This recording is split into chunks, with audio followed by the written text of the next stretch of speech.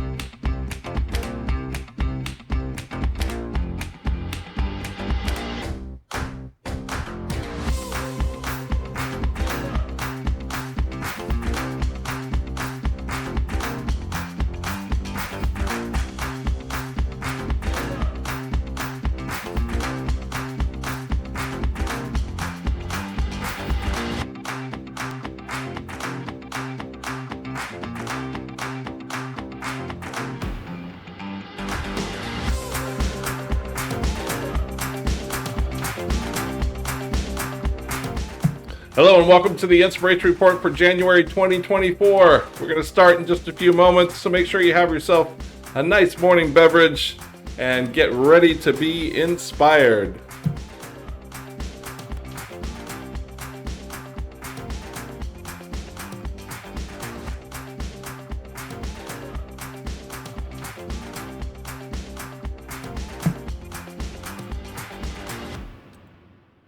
Once again, hello everyone, and welcome to the Inspiration Report. We are super excited to have you here. This will be our first one for 2024. And without further ado, we want to introduce you to the team of amazing inspiration getters and inspirers. Ladies and gentlemen, the Inspiration Report team. What's up, fellas? How's it going? Happy New Year. Yeah. Amazing. Happy New Year. Can you believe it? 2023 went by really fast. Man, Super what a fast. year. I can't believe we made it through the year, right? Yeah. We all made it. It was good. And Sean Brown, you were out and kissing the Blarney Stone over Christmas and New Year's, weren't you? That looked like a pretty good trip. That is right. Our family took trip of a lifetime. We were going to do it in 2020, right? The four of us all had milestones, and that obviously did not happen. And we said, the heck with it. Let's do it this year. And we went to Ireland for 12 days, went to 4 cities, towns, traveled by train, kissed the Blarney Stone on New Year's Eve. It was amazing. That's awesome. That's good luck, man. Yeah. That's a lot of good luck going on right there, you know? I think in some way, because we kissed on New Year's Eve and the date was 123, 123, I'm kind of like a leprechaun at this point. I have some leprechaun powers. Nice. We'll share it with everybody. There always have to be lucky charms. And Yeah, they love Jose, it when you do that over there. Jose, what? Hey guys, yes. What'd you do over the holiday season? Anything exciting? I know it was hot. It was summertime in Chile. Exactly. It was summertime. I spent Christmas with my family down south, and then I had to came back because of work. For New Year's Eve, I just had a family meeting, and that was it. But you know, it's good sometimes just to be relaxed and contemplating what was last year and what's going to be next year. So it's Agreed. a good thing. So Well, really we happy are with it. excited to have you back, and we know you have a roster of things that you're doing right now. You're running a coffee shop. You've got 2 startups going on. You've got a new marketing company. Thank you. Yes. I'm forgetting one of them though. It's a marketing company. Then you also have what was one you were telling me about earlier? Yes. Two import-export companies. Yes. And yeah, we're trying to get a 5th one somewhere around. So yeah, if you Amazing. need any support in marketing, just let me know, and I'm happy to help everyone. So. Yes, and Jose will be posting his LinkedIn profile so you can connect with him. So you fellas ready to get started? Yes, Sean, you will created us a great report here, so I think we should start inspiring people. What do you think?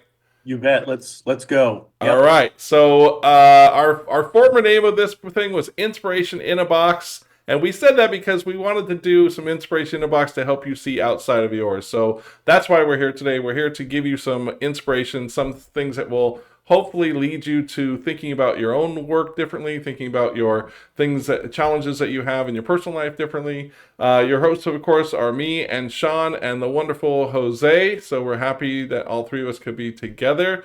And of course, we have our normal rules. Let's be positive. Let's share the air. Of course, be respectful to everybody in the chat. We're going to build in yes and. If you have any experience with what we're talking about, we want to make sure that you add it to the chat, please. And please pay it forward. Jose and or Sean will post our link tree. If there's anything here that you think would inspire somebody else, maybe it's somebody in the organization, maybe it's a friend, a personal friend, maybe it's your parents, whoever, please send it on and let's have some fun. All right, we are going to get started with a little bit of a holiday season recap, Sean. So I'll let you get started with this one. You bet. So I have been going through just work-wise and projects, looking for really good copywriting, right? And we all kind of fall into that mode where, well, I'll just write something real quick, or I can do it. But when you find a really good copywriter, you know it and it stands out. So this is an article from The Economist, and it is so creatively done. The link will be in our Linktree chat. I encourage everyone to read it. It's a short read. But essentially what they did is they were highlighting innovation, advancements, company improvements, things that certain companies were doing through a letter to the shareholders of Santa's company talking about technological advances that Santa made, similar to what other companies have done. Awesome. So the best thing I can do is just read a couple of the lines, okay? But this is so creatively written. I love it. And it's, dear shareholders of Father Christmas Global Inc., 'tis the season for management to update you on the state of business. So this is interesting, talking about the shrinking growth of population, or slowing population growth. Growth in demand continues to be ho-ho-hum. The other implausible global delivery maestro, the stork, has been slacking. So our global customer base has expanded by just 130 million infants this year, down from 144 million in 2012. We thus made 2023 the year of efficiency, like Meta, but jollier. We invested heavily in our technological capabilities. We're ramping up the use of sidewalk robots, drones, and hypersonic jets. This puts a convenient way for Donner and Blitzen and the rest of the herd out to pasture, while burnishing our ESG credentials by dispelling complaints about animal cruelty. Wow. The last thing that I'll read here, again, it's just really brilliant. Our new Santa app for iOS and Android offers, which is a lead into one of our next stories, offers computer-aided design software for fully customizable gifts. This took inspiration from the system launched in May by Nike for its trainers, and lets us make individualized items at little or no added cost. Forget scientist Barbie. We can do irritating 9-year-old Jane Smith from Brighton Barbie. Parents will love it. But anyway, the rest of the article is so incredibly well written, highlighting things that other companies have done in the year. It's a great read. Yeah, I saw in there it has a Clause GPT, so their proprietary chatbot. So that's awesome. You find some really great content, Sean. Really, really great. So thank you for that. All right. Leading up into our next one. Now this is... These are fighting words, Lee. Yeah, come on. Like, there's an ongoing divide, of course, between iPhone and Android, but it's been resolved by a gentleman that I'm going to compare to Sylvester McMonkey McBean. If anybody knows where that comes from, please put it in the chat. There's an app now that will help you, if you're an Android user, fit in more with your iPhone friends and family by converting your your green dot into a blue dot. I might be into a blue bubble. So you're accepted more by the community. So this really hits close to home, Sean, because I am the one Android user in pretty much the 26 family members that I have on both my wife's side and my side of the family. So I'm always that irritating dude, which is why I ask everybody to use WhatsApp, because it kind of levels the playing field. But this person has taken it upon himself. And again, for anybody, again, please post in the chat if you know the reference that I'm saying about Sylvester McMonkey McBean. I'll give you a hint. It's from a Dr. Seuss book. So here's a video on this new beeper app that is helping level the playing field. App is called Beeper Mini, and it allows Android users, the green bubbles of the world, to send blue messages to iPhones, meaning they won't throw your group chat into chaos. Plus, you get some higher resolution photos and encryption. But Apple is not happy about how this was made. The company admits it tried to shut it down. And just last night, a group of bipartisan lawmakers asked the Justice Department in this new letter to investigate if Apple broke antitrust law. It's the ultimate divide when we text. Okay, no, there's a green bubble on the group chat. Green bubbles That's it. from Google's Android phones It's awful. It's the worst. versus blue bubbles from Apple's iPhones. If you don't like the color green, don't get an Android. I don't have time for that.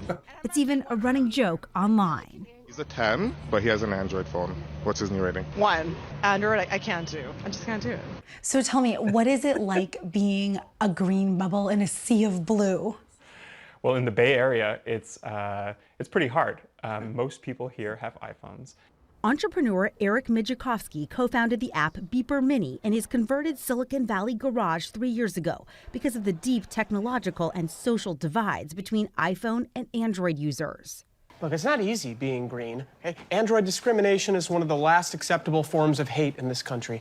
It's the first app for Android users I'm that just going to allows end them it there share because messages. I could let it go on forever. It's a really great, and Sean, it's to me and Jose, it's an interesting article because, you know, this world calls for inclusivity, and it's as funny as we say it is. Apple themselves have kind of created this exclusive environment where one has to be accepted in, and it's just like that might have worked in the beginning when we were really trying to push Apple as a bigger brand than Microsoft or whatever it is, but now it seems like it's just being proprietary and stubborn, right? I mean, in my opinion, I don't know. I wish it weren't a thing, you know, and I don't understand why. I'd actually like to write some content about this, like creativity and communication. What do y'all think?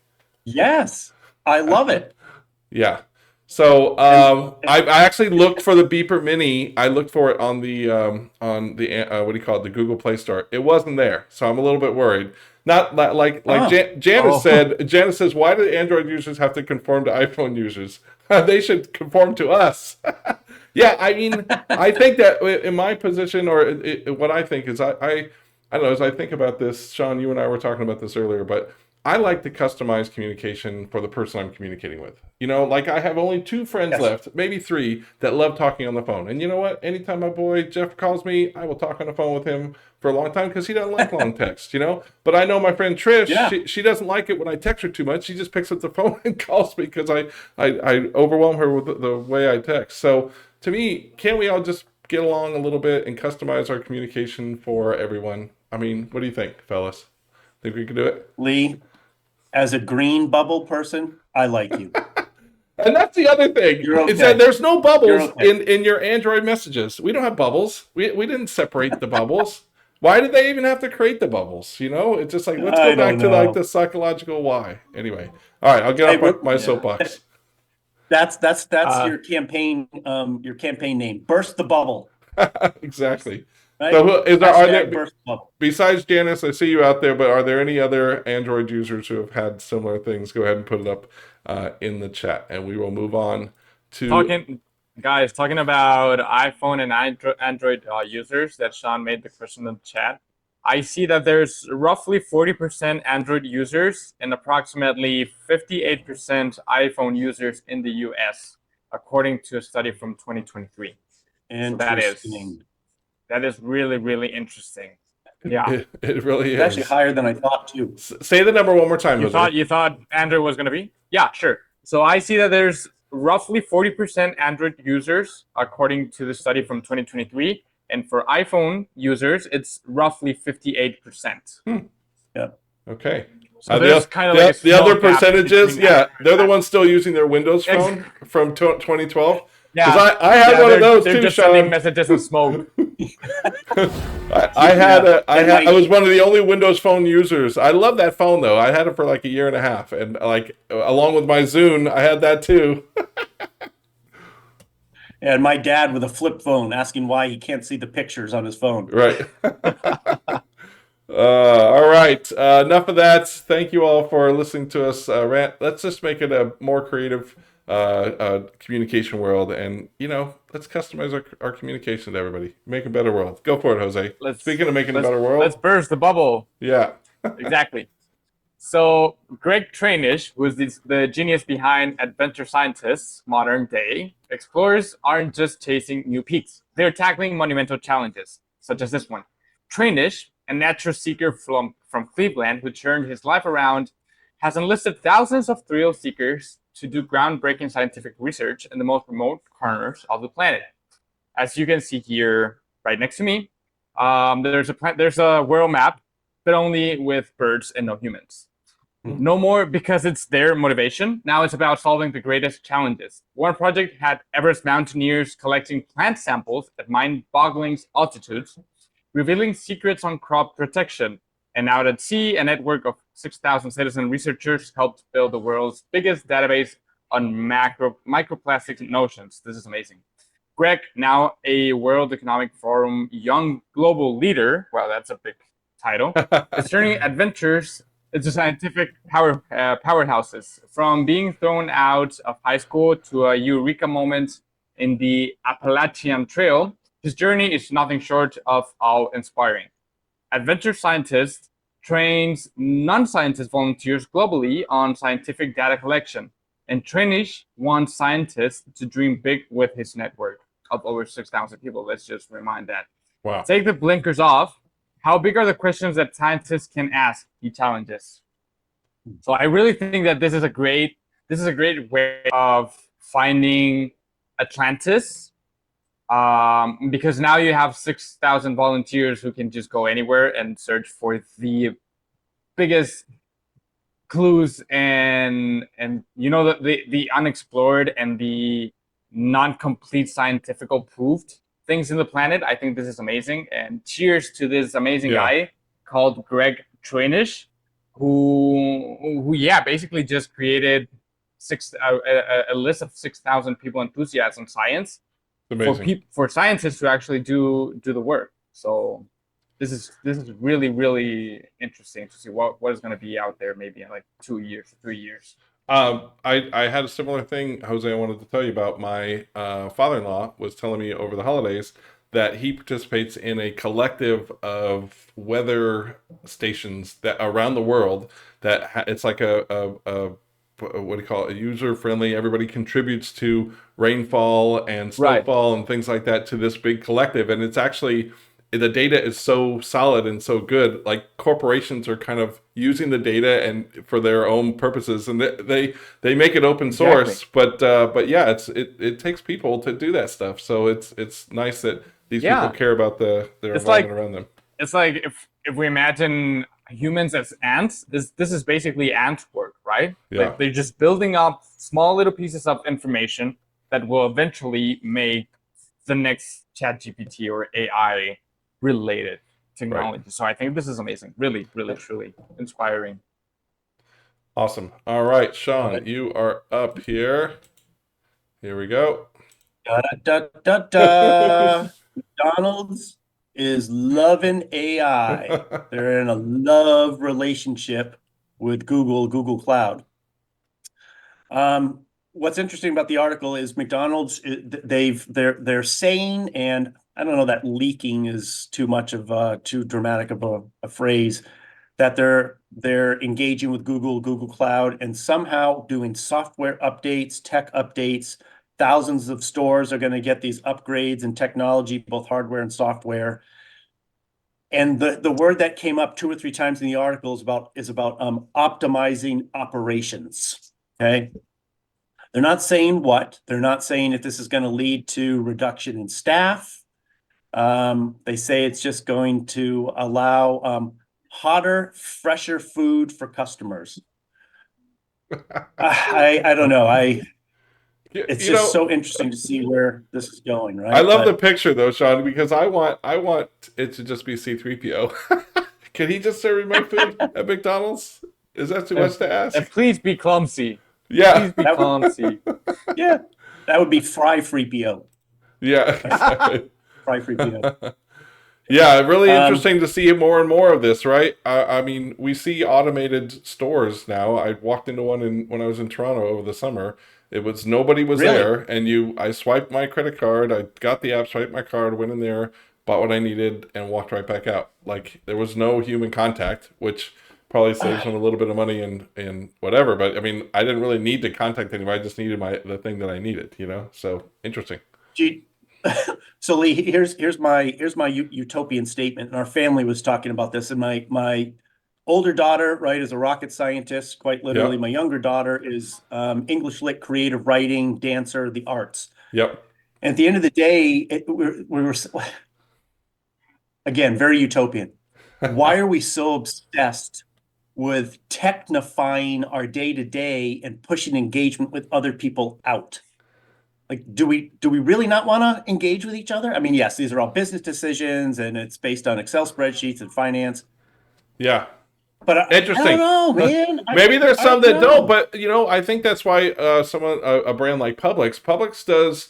They're doing a really nice job, in my opinion, of satisfying the people that want to use self-checkout and also keeping the regular checkout and the bagging, right? So like they're accommodating multiple audiences there, and as brands go to shift that, I think they should accommodate the majority of their users. And I know it's kind of sad, like you said, to think that maybe a majority of people don't want to deal with other people, but maybe that should reflect upon us, or how are we being as people, Right. I mean, Well, when I did a Taco Bell gig last year, that we had people from other stores. Like there was a person there from their New York Times Square store that was telling nightmare stories about guests that were being belligerent, jumping over and making their own Baja Blast and stuff. So maybe that's another reason. It's like there's some expectation that people can act unruly at those places. So yeah, I agree with that, Lee. Yeah, I resonate with it as well. So anyway, good good article though. Yeah. What was that? I missed the green bubble comment. I'll still love the green bubble people. Okay, That's okay. thank you. All right, so if you want to flex, if you think you're the best Excel spreadsheet person, creator, pivot table champion, then you have a place to go. There is a championship for you. It's called the World Excel Championships. It is held in Las Vegas. It's basically the Olympics of competitive spreadsheeting. So just real recently, they had the competition. Andrew, the Annihilator guy, basically walked into the arena to defend his two-time champion. It was like thunderous applause, and all ready for this. I mean, can you imagine like showing your prowess at Excel? It's just it's held at the HyperX Arena in Las Vegas in the Luxor Casino. Now they're finally getting respect, the people that do this stuff, and it's basically akin to a concert or an NBA game, and people who think that they're good in this, they're put to a 30-minute challenge on creating some specific kind of sheet. And then the rivals battle for the championships over 3 30-minute sessions and included both high drama and hexadecimals, watching the action unfold on a giant screen, live audiences screaming and cheering as they're doing stuff. I mean, can you imagine watching somebody who really knows what they're doing in Excel? It's pretty fascinating, right? Yes. I'm not a natural at it, like but I love the evolution of e-games. Yep, maybe, right? I mean, they were talking about how they also get together and teach you more about pivot tables. I mean, if that isn't a dream, I don't know what is, right? There's another article that said, or another class or workshop that's called "Make Your Data Spill the Beans with Dynamic Array Formulas." Ooh, DAFs. Never even heard it. Okay, to amp up the pressure, championship rules dictated that the person with the lowest score, 75 minutes into a semifinal, would be eliminated. As the clock ticked past that crucial mark, the champ found himself in an unusual position. He was dead last on the board, so he was tapped out of the show, so he didn't come back for his thing. They also make fun of Clippy. Apparently, Clippy is a thing and a mascot. Yeah. So if you remember the old Microsoft Clippy back in the day, I love that. Yeah, bring it back, Clippy. So yeah. I don't know. This. Yeah, you remember last time we covered the housekeeping tournament and champions. It's like let's recognize all of these things and bring it out and have some healthy competition around it. It can only make us better. I don't know. What do you think, Sean and Jose? I think it's great seeing this is like an emphasis of our tribes, right? Right. No matter what your tribe is or who it is, there's so much more that you can do to engage with it. Like, I think it's brilliant. Why not have these competitions for all kinds of things? If the small groups of people that love it, fantastic. I think it's awesome. Okay, I got one for you. Are you ready? I agree. And Sean and Jose, I will totally throw down if you think that you're better. But I swear that I can pack any trunk with any amount of stuff in a time frame. So put a pile of stuff in there and give me 3-4 minutes, whatever the timer is, and I will pack the heck out of that trunk, and everything will be in it, and everything will be safe, and everything will be protected. Is that a challenge? It's we called doing that? I just want to say that you guys, yeah, I just want to say that you guys have more time, like more experience playing Tetris than I do. So probably that's the reason why you would beat me. And that's the only reason. Okay, I just want to let you guys know. Okay, Jose. So tell us what would be your competition that you could probably clean house on? What would you do? Wow, I would say rolling cigarettes. It's one of my passions. Cigarettes. Is that what they're calling it? It's crazy. I know. Yeah, that's what they call it, like at 11 a.m. U.S. time, of course. Wow, that's a pretty cool talent, though. I mean, I've seen people do that, and some people can just whip them up and done, hand it to you. You know, it's artisan. It's becoming an artisan, man. I mean, you got to know how to use your fingers for that. Interesting. Yeah, and you know what? Something that I wanted to say about the EXO tournament is that for me, the COVID-19 situation made us recognize the silent workers at the time, which were nurses, right, doctors, and the whole medical staff. Yeah. And now this trend evolved into acknowledging other kind of services. Absolutely. So I mean, for me, this is great, right? Because who can do a nice Excel sheet? Probably everyone, but can you make it work? Yeah. Right. And for companies, right? Like for myself, at least, like I recognize when someone is good at Excel because, like, okay, you can make dynamic tables, and like in this instance, and like, thank you, please, I love you, stay with me.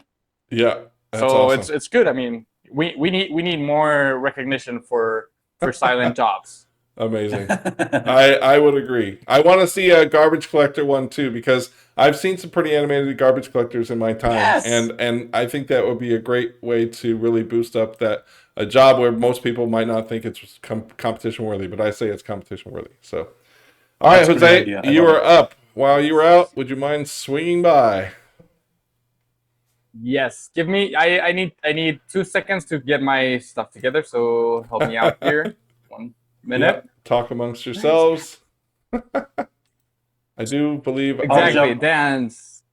I'll jump in. You tell me when you're ready. So the whole premise here is that this one gentleman is a scientist, and as he has gone and collected data, there's been challenges with going deep on data. Because the scientists can only go so far. Yep. And so exactly. I have a video for it. You want me to play the video first?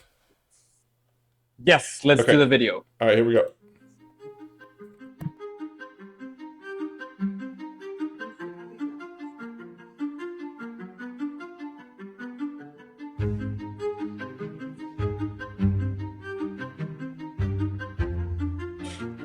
We lack data, even though the world is awash in data. It's not the right data. It's not the data that's really going to unlock solutions.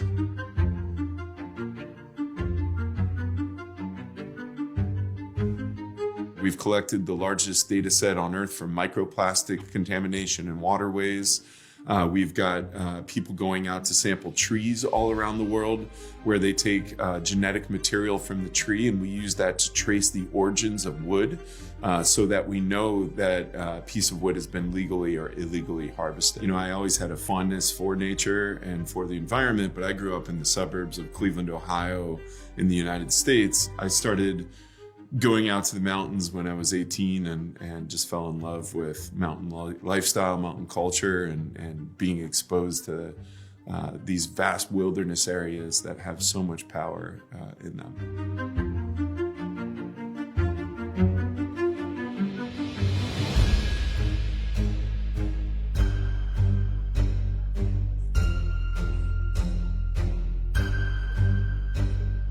Nature is the foundation of everything. The environment, without healthy water, without healthy air, without the resources that we need to survive and thrive, there is no education, there is no health, there is no life. So it's the foundation and the root of everything, and has led me to dedicate my entire life to fighting for the protection of nature.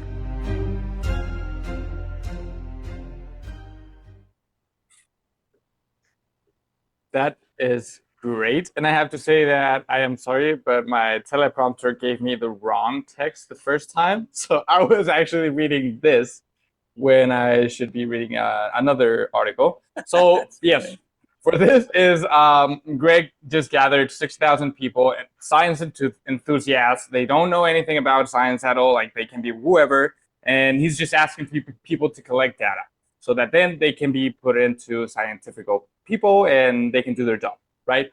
And for the previous, if you can help me, Lee, to go back to the first one, I just wanted to explain what the map was. Because the map that I showed you above me, it's a world map with new 1,642 birds and animals that are part of nature. So basically what this guy did, he was like, okay, you know what? I just want to draw animals on the planet and not humans. So this is kind of like a Wikipedia for understanding where are the habitats of each kind of like animal and species and their ecosystems.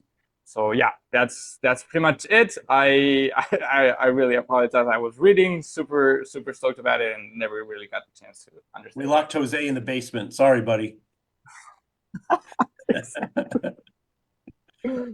The thing that I do, the thing I do like about that though is it's the power of crowdsourcing information and data, right? Exactly. Yes. It's such there was a Netflix show, I guess it was called Don't F with the Cats, and this was like this whole anonymous society, and they were like exploring the internet and finding people who were abusing and treating badly cats. And that's all just like the power of internet without anyone talking, just going for a goal. And I think this is great. I mean, microplastic is a big issue, and to have information about that so that scientists can improve this, I think it's great. Yep, love it. I agree. Yeah, Lee, I think you're still having some mic issues. Oh, check. Yeah, I'm Sean, here. correct me. Yeah, there you go. Gotcha. Okay, we up? Am I up now with Jomo? Yeah, you're up with Jomo. Bring it on. Yep, just me, myself, and I time. So we all are very aware of the notion of FOMO, right? Yep. Fear of missing out. And what's interesting is some of the discussion in this article talking about FOMO is while we generally present it in a very much social media kind of way, thinking that it's positive. Oh, I'm going to see other people doing things and it's going to inspire me to do things. That FOMO actually involves inducing anxiety and a lot more negative emotions. I can't keep up. They're doing something I'm not doing. Why can't I be like that? I agree. And what is starting to showcase, just as general population trend, is the idea of JOMO, which is the joy of missing out. And it's the individual confidence of, this is what I do, and this is what I like, and I'm happy with where I am and what I'm doing, and that's nice. But you know what? Yeah, I didn't do that. I didn't participate in it. I don't want to, and I feel really happy and calm about not doing that. Missing a party, ignoring social media influencers. I'm pretty proud of that. Right. I am starting to really appreciate the decisions when I say no to stuff. And I'm like, no, I don't want to go do that for 3 hours. I'm happy at home. I'm going to watch Netflix, or I'm going to go for a walk or something out. One piece of data on this really quick. Yep. And I thought I had not heard about this, and I thought it was fascinating. So October 4th, 2021, billions of people worldwide were unplugged from their social media channels when Meta experienced a tech failure for a 6-hour outage of Facebook, Instagram, and WhatsApp. What are you gonna do? So there was researchers studied that 6-hour window as well as a couple of days after. So what they found was people freaked out immediately, not having access. But then they also found out that many people, after being disconnected, they had a sense of relief and even positive feelings about being disconnected. And that was JOMO. Yeah. That's really great, Sean. I personally have been doing this ever since I got married because my wife isn't the most social media loving person, so I've kind of adopted a lot of her philosophy when it comes to it, and I've turned FOMO into JOMO. I think like it's fine. I'm okay with it, and you know if it's really important, somebody will call and tell me, right? Yeah. So I had a friend of mine from high school post a high school picture of me in my full Duran Duran garb with the bleached hair and stuff like that. And like a day and a half later, I saw somebody had tagged me, but I didn't look. Day and a half later, my niece texted me, was like, "Dude, your Duran Duran picture is breaking the internet." So then I went and checked, right? If it's big, somebody's gonna tell me, right?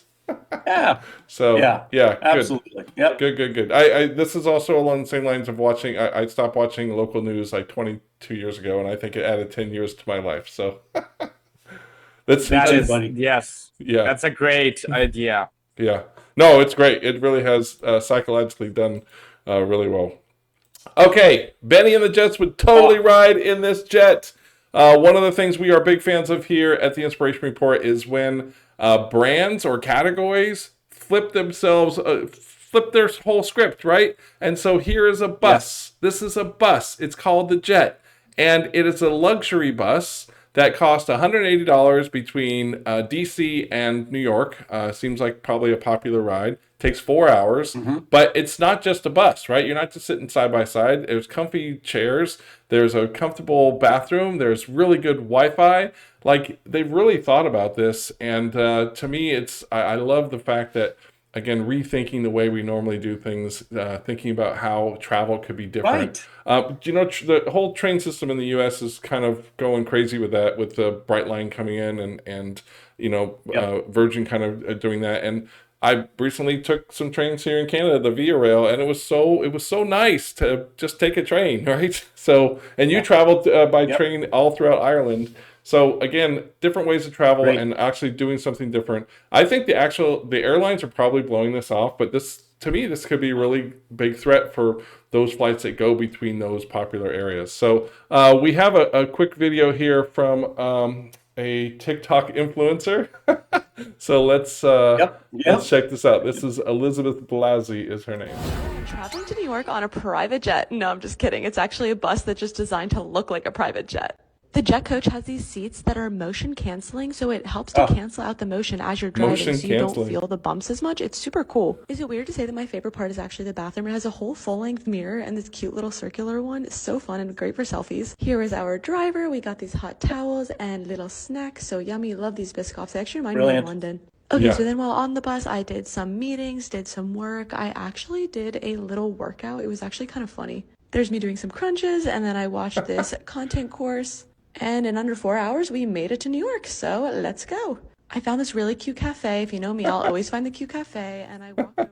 She goes on to tell us about her whole weekend. But yeah, really interesting. I would definitely ride a bus for that. $180 seems like a pretty decent price too. And it also it's got high speed Wi-Fi on board, and I can vouch for that because I actually do take the bus here in Leamington, and it's got really nice Wi-Fi, and it's like 30 up, 30 down kind of thing. The seats are really comfortable. It's $180 for a one-way ticket, and she was surprised by the comfort, amenities, and outstanding service. That's the other thing, is that we were just talking about people interaction. That is absolutely right for people interaction, right? How much, if you take a Greyhound bus, how much interaction do you actually get with the bus driver?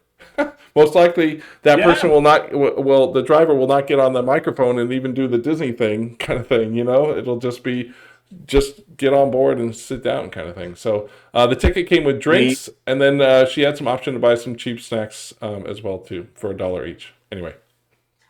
Like honestly, if I were any of our airline friends, I am sorry, air travel absolutely blows. It's terrible. Like if I were airlines, I would be getting nervous because something like this, this is one bus trip. I would do this in a heartbeat versus trying to fly DC to New York. That is so much more comfortable and Yeah, well, think interesting. about those other trips, like going from Austin, you know, like between Texas and Florida, or Yeah. Texas to California, even the north south, what do you call it, LA to San Francisco. Those short runs where, you know, it's I don't know, it seems like a decent option to consider if you have to do something like that. So, and I'm going to text it too. I have friends in DC or family in DC that go to New York all the time, and so I'm going to totally text them this because I would bet they will probably do it. All right, What is up next here? Let's check it out. Oh, this is so great. And this is close to home too, Jose. Yes. So tell us about it here. Let me get you on screen. This is close to home. And actually, we have to thank Barry Jacobson for this one. Oh, Thank you, Barry. So, Barry. yes, Hello, Barry. thank you. Guys, get ready for a shockingly cool update from Detroit. They've just unveiled their first ever road that can wirelessly charge electric vehicles. Shoot. Wow. Both when parked and in motion. No more pit stops for recharging. Lee, here Yeah. you go. This electrified road, featuring inductive charging coils from Israeli startup Electrion, is a quarter-mile stretch on 14th Street in Detroit's Michigan Central District. Why does it matter? Well, it could be the solution to one of the biggest headaches of owning an EV, the constant need to stop and plug in, right? Imagine electric buses, delivery vans, long-haul trucks, and even robo-taxis zipping around the clock thanks to this groundbreaking technology. The road will serve as a testing ground for Electrion's wireless charging system before it becomes public in the next few years. And hold on to your seats, because in 2024, Michigan plans to revamp part of its US 12 with additional inductive charging. How does it work as an EV? With the right gear approaches the charging segment, the road transfers electricity wirelessly through a magnetic field, juicing up the vehicle's battery. Whether it's parked or cruising, and no worries about getting zapped. It's totally safe for drivers, pedestrians, and even wildlife. According to Electrion, we'll have to see about them flies. This innovation isn't just a local feat. Electrion's wireless charging tech is already making waves in Europe, Israel, and China. Detroit, with its short but electrifying road, continues to cement its status as America's transportation innovation hub. Stay charged, Detroit. This is interesting. It really is. They already have wireless Sorry, I had to do charging that. stations. They already have wireless charging stations that you can pull up on. I think that's really nice. But this is like that last stretch. Yeah. Like a lot of time, I've been taking a lot of chances recently, Sean and Jose. I've been really pushing the limits. I'm going like below 30%, like willingly, right? Like right now I'm sitting at about 32, and I'm gonna take a 20-kilometer drive and I'll be fine, right? But this is like, that would be so cool if you could just time it as you're getting low. You just go so you can make it to your next destination. Yeah, like I don't think you would have to have them all over either, just in certain parts of the road, right? I mean, it's like if you had them the first 5 miles or something in 94 and the last 5 miles or something. I don't know. Yeah, and it would also help, I think, to kind of like alleviate the traffic of the entire road. As you're charging, you probably will need to go on a lower speed. So you just go into like the green line, let's say, and you're, 50 miles per hour charging 1 hour, and then you move on to the next one. And then you free the space so that someone else could use it. So I guess it's like, from right now, I'm just thinking about it, and it's like, damn, Detroit really did it. So thanks to Electron for that one. Yeah, I like it. Well, there still has not been an EV etiquette written anywhere, and so the bane of my existence is pulling into a 2-station level 2 charger, and there's 2 combustion engines parked in the spots, right? And that's just that's a daily occurrence for me. But maybe someday everybody will be nice. Yeah, we have Jake here saying that he's buying their stocks, and that he just drove to Miami Dolphins games in his EV. Met some very special and interesting folks while charging. I guess this is kind of like one of those secret societies in which you plug your car, and then you talk to the other guy that is plugging your car. Some people do, some people don't. Electricity, basically. Yeah. But then you've got some people that are righteous about it, and they'll park their gas-guzzling Suburban there just to spite me. And I'm like, I just like the truck. I was going to tell you that. Yeah.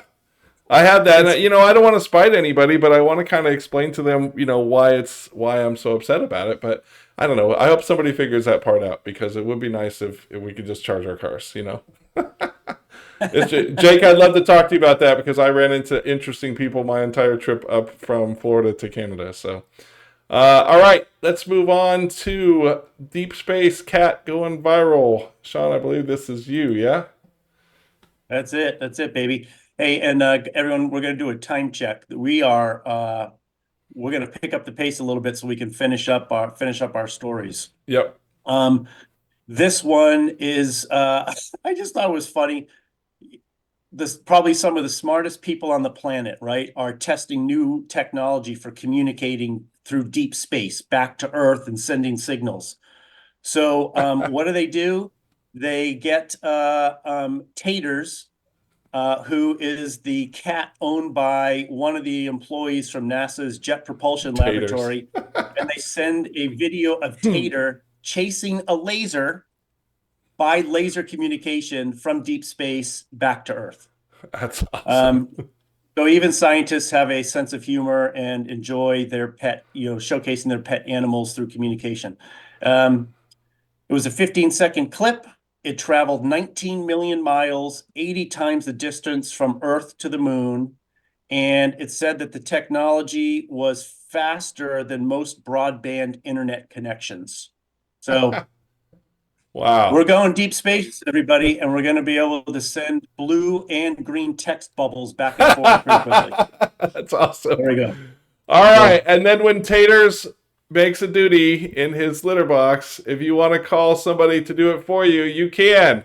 Now there's Uber chores. It seems ridiculous at first, but to me it's like, oh, Uber, that's a really logical choice. You did food delivery pretty decent.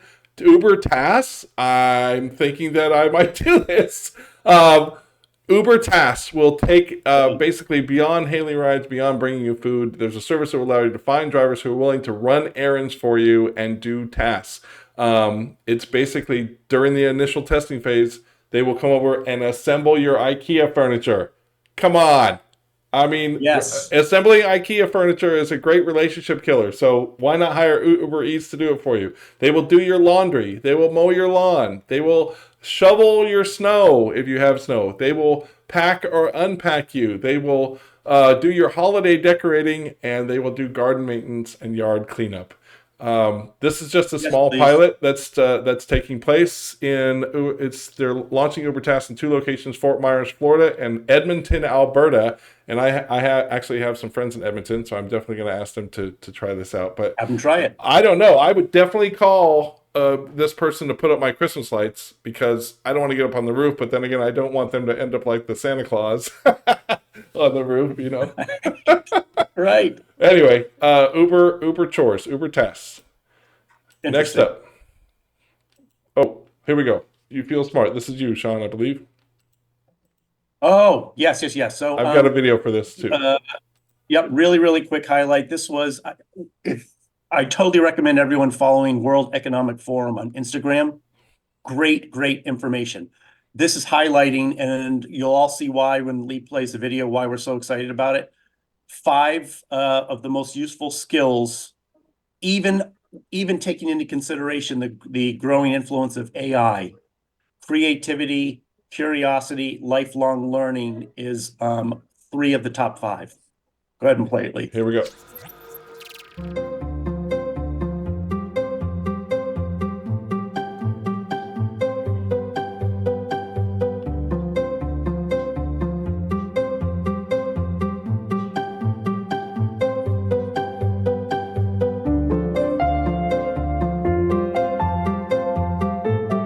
That one's obvious. Yeah.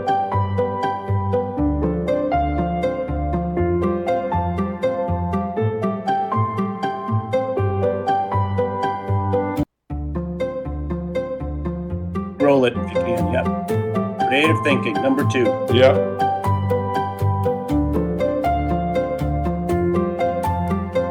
And that could be using AI as a tool as part of creative problem solving, right?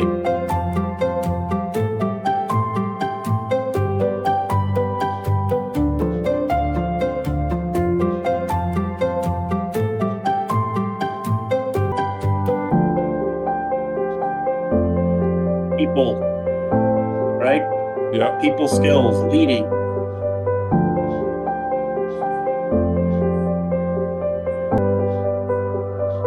Curiosity. Yep.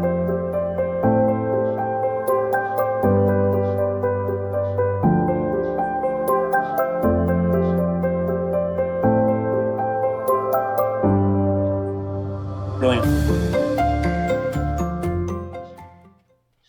Yeah, it's really important. And three of the things that are, I'm actually, most of them are on our creativity training all the time. Being curious, Absolutely. forever learning, really important. Getting inspiration from other places is part of that. Creative thinking, right? And making it a priority. So really, really great. Okay, so let's talk a little bit about the winds of change for 2024. This is a great article, Sean, that you pulled from The Guardian, right? Is that it? Yes, sir. Yep. The Yeah, Guardian. it said from, it's basically a list of quick little tips to make your life better for the new year that came from a collection of behavioral change specialists, fitness coaches, health coaches, other people that kind of gave some input. And Sean put together a few of them here, but I will read some of them. And when you look at Sean, when I first saw the article, it was like interesting because I've either thought about it or I've tried some of these things, and it actually did make a big difference. But the key here is that they're small, right? It's not like go and conquer the world. It's like just do one thing, you know? If you think about it, it's just quick and simple changes. So let me just share a few with you here. Not setting a morning alarm. That sounds like a great idea. I most of the time I do because I don't trust myself, or maybe I should start trusting myself. Listening to classical music. Great. Love it. Why not? If you need some playlists, we're happy to provide you with some. Leaving your phone downstairs at night or away from you. Also very interesting. I don't know about you, Sean, but I've set the emergency stuff. So I totally silence my phone because I know the four most important people can get in touch with us, kind of thing. So me too. Yep. Every night. I don't know. Jose, do you do that? Do you turn your phone off at night? I do. Yeah. Yeah. It's amazing. Yeah, I just like my family and contacts directly can just call me. Whoever else, nothing. Filling out the calendar for the next decade. That's really interesting. Personally speaking, I was never a planner until I married Sarah, and now I'm a super planner. And I love planning for the year. Like we were inspired by my sister-in-law, Emily, who's in the audience. Hey, Emily. She had a big calendar on the wall at her house, and we're like, we have to have that because we have so many things going on throughout the year. Just putting them on, it really gives us some nice peace. So that's a good one there. Buying a pair of waterproof trainers. No, not quite sure where that came from, but maybe because if you want to run in some puddles, maybe. That's exactly it. You always keep your feet dry. You can go outside at any time of day or weather. Yep. Here's another one, Sean, you picked out. Putting a smile on your face the moment you wake up. Is it that hard? I know, I'm not a morning person, Sean. You know that. A lot of people who try to book meetings at 8 a.m. know that because I will let them know about themselves. But you know what? If I got to wake up that early, I might as well be happy, right? Like, I'm just going to be over enthusiastic. It's just a thing. So how about you, Jose? Are you enthusiastic in the morning? Just because you woke up. I am not. I need my cup of coffee and my warm shower because I'm not doing cold. I already did that for 3 years. So that's a good thing. And you know something else that for ADHD people, I think that making a calendar for the next decade is nearly impossible. Like I can barely keep up with tomorrow. So this is great, but also you have to take into account like what is your personality. My ADHD wouldn't let me allow that, so I would just spend money and just have those calendars over there, just making some dust. And I love Jake's comment here. If you smile in the mirror in the AM, you can trick your brain, and it doesn't know that it's you. I wonder why. Maybe because you're not smiling enough. Okay, going for a daily coffee date. This is something that's in creativity training we would also recommend. Going for a daily coffee date with somebody different, somebody maybe that you don't get a chance to hang out with very often, maybe somebody who has a different way of thinking than you do. This is akin to me, Sean, with if you work in the corporate environment, get out for lunch no matter what. Don't sit there at your desk and eat lunch. Get out, go out with somebody, change your environment. It really makes a big difference. Doing a timed 10-minute tidy. Going back to what Jose said, this is probably rough for the people who have serious OCD because 10 minutes turns into 2 hours pretty simple. So, and then taking a 2-minute cold shower in the morning, not doing that, but some other you all can do that, and removing your work email from you're welcome the phone. to do it. You know, the last one here, Absolutely. Sean, removing work email from the phone. I got to tell you that because of Slack and my former employer, I am traumatized by that little Slack sound. And my brother currently, who works for that same employer, I hear that every time I'm with him. Like, dude, please silence it. I mean, I still like this. Yeah, I don't want to hear it. So yeah, I do recommend that. Anyway, there's more in that article. It's at The Guardian. We'll put it in the link tree, but definitely check it out. There's 40 of them that are all very interesting. But we're running out of time here, so we're going to keep moving through. And let's talk about lost luggage and re-gifting. Whose is that? Mine, exactly. So, Unclaimed Baggage in Scottsboro, Alabama is the only U.S. store buying lost luggage and selling it at a discount. Racks are filled with laptops, designer bags, tuxedos, and even underwear. Interesting. Brand new, of course, with tags or in packaging. Prices are a steal. A 300 Wilson tennis racket is yours for $77.99. A 575 Tommy Garment bag is on sale for $399.99, and 34 for an e-reader are just $7.99. Wow. Luxury items get authenticated too. So this is for the people that want to buy and then resell. They once sold a platinum Rolex appraised at $64,000 for $32,000 in 2014. Now, addressing the ethics that a lot of people might have, unclaimed baggage assures that only a fraction of a percent of unclaimed bags end up in their store. The company washes up to 70,000 items monthly, making it Alabama's largest commercial laundry. Bags usually end up here when they have no tags. So a pro tip: put your contact info inside and out. It's not just about shopping. And on your tags, all your clothes too. Locals. Exactly. Yeah. Tag everything. Andy on the side of your boot, baby. Let's go. Yeah. Wow. So yeah, a fly fishing reel worth $7,700 that he bought for under $5. Wow. But here's the kicker: he returned it to the owner. Wow. Okay, so you can be a good person and just buy it and then say, "Hey, this cost me this.